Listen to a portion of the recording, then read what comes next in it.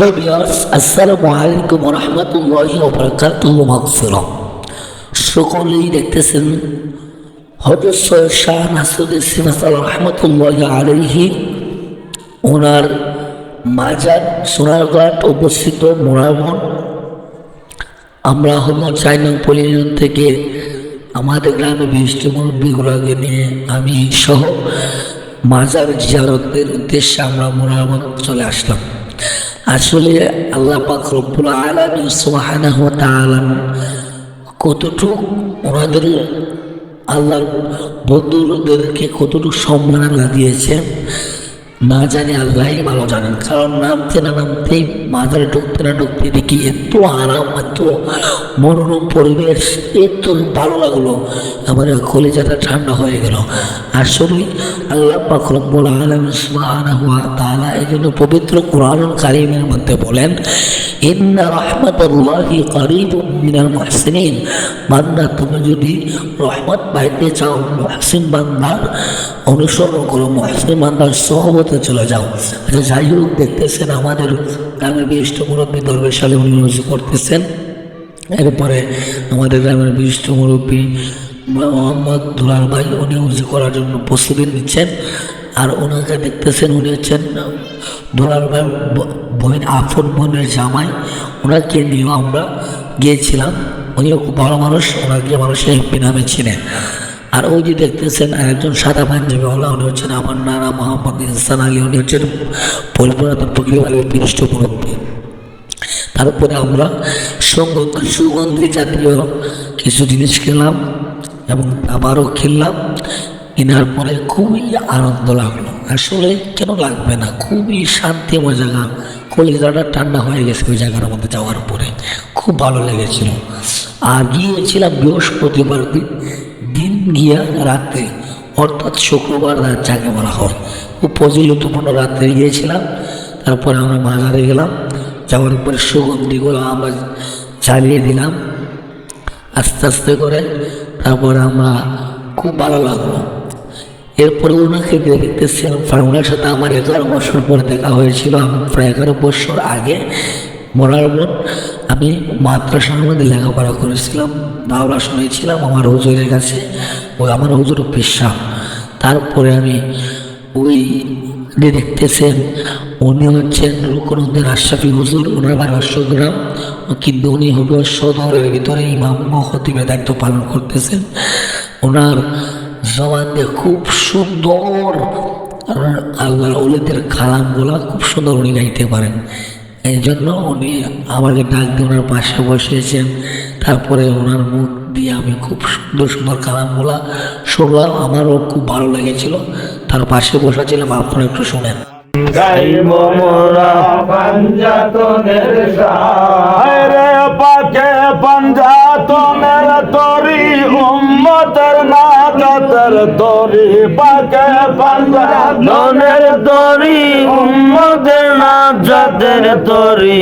হাদিসেতে আছে তার প্রমাণ, রে হাদিসেতে আছে তার প্রমাণ। নবীর আশে গান গাইব মোরা পাঞ্জাতনের শান, বলেন গাইব মোরা পাঞ্জাতনের শান। নবীর আশে গান গাইব মোরা পাঞ্জাতনের শান। সেরে হুদা মা ফাতেমা,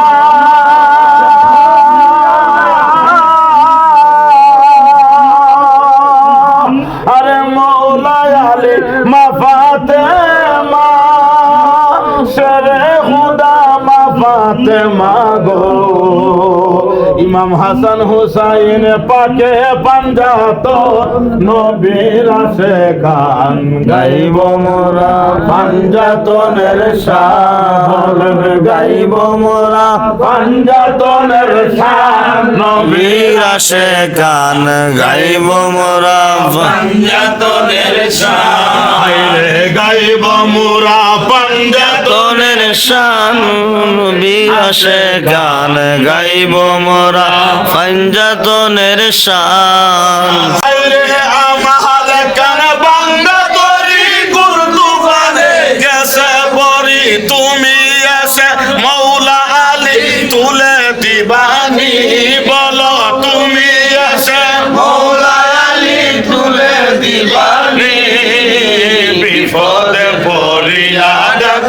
উদ্ধার করবানি মৌলায় আলী মুশকিল কুশা মুশকিল আসানি বিপদে পড়িয়া ডাকি উদ্ধার করবানি মৌলা উদ্ধার করবানি রমি দিয়া রাসূলুল্লাহ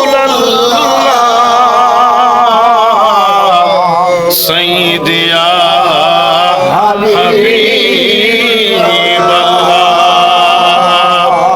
গোলামদের মনের বাসনা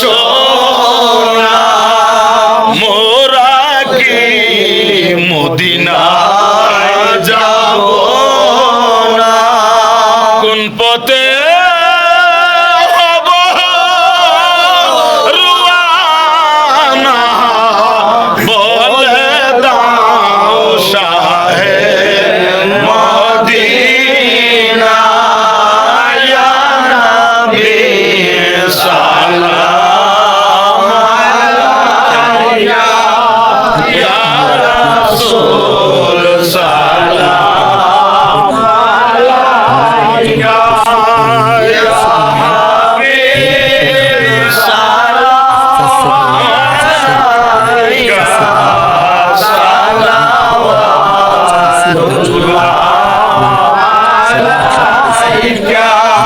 ওনাদের সাথে চলে আসতে হয়েছিল, নাহলে আমার খুবই আর আমি একটা মসজিদের ইমামতি করি, তো এই জন্য আমি চলে আসতে হয়েছে।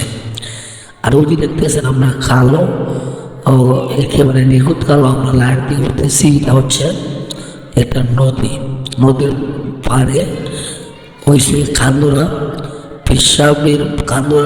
পেশাব হুজুরেদের বংশের একজন ওই জায়গার মধ্যে সাহিত্য আছেন আল্লাহর উলি, ওনার মাজার অলরেডি পানি রাজ করে ফেলেছে। তারপরে ওনার মাজারকে দেখে আমরা আবার পুরোনো নিয়ে আসলাম। আসার পরে ওই যে মাজার দেখেছেন ওখানে হচ্ছেন সৈয়দ সোহরাবউদ্দিন আহমেদ, ওনার মাজারকে আমরা পরিদর্শন করলাম, খুব সুন্দর লাগলো, খুবই ভালো লাগলো, খুব মনোরম পরিবেশ।